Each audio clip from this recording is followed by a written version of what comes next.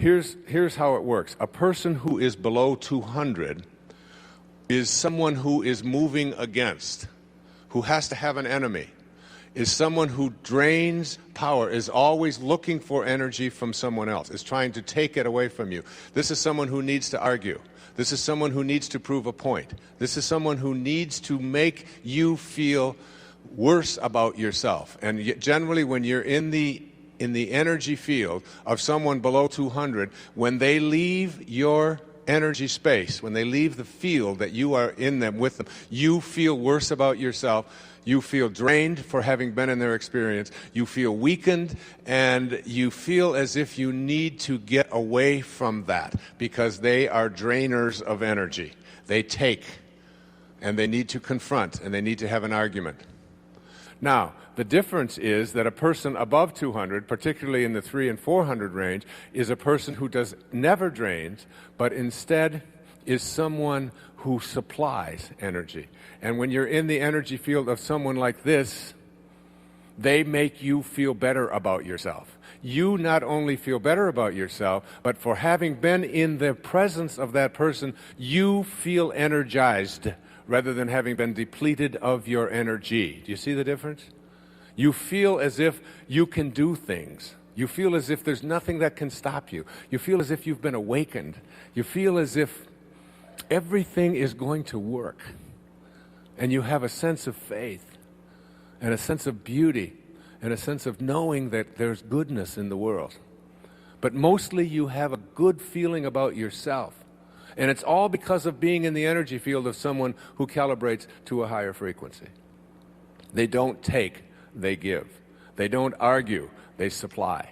They don't want from you, they offer you. People will say to me over and over and over again, I understand what you're saying. It makes a lot of sense. And I, of course, am operating at a much higher level than all of those people around me. And the people who really need to hear this message are not here today. They're back home watching a football game or whatever it is that they're doing. But they obviously wouldn't even come to this because I'm at such a much higher spiritual level. But I'm in the energy field of people who are always bringing me down. They're cruel. They're nasty, they're inconsiderate, they're not compassionate, they're vicious, they're hateful, they're any number of things that I don't want or can't tolerate in my life. And they bring me down. You've heard it, you've said it. They bring me down. My husband doesn't understand me. My boss doesn't get it. The people around me don't get it. It's a lousy, hateful world out there. There's a lot of people out there who are mean. There are a lot of people who are represented by those people that we quote call our enemies and so on. And I'm in that energy field and I can't help but being brought down. And I always ask myself, and I respond to that with imagine how Jesus would respond to such an observation. Like, I don't want to be over there with all of those thieves. You know, I can't go over there. I just can't be around them because they just bring me down.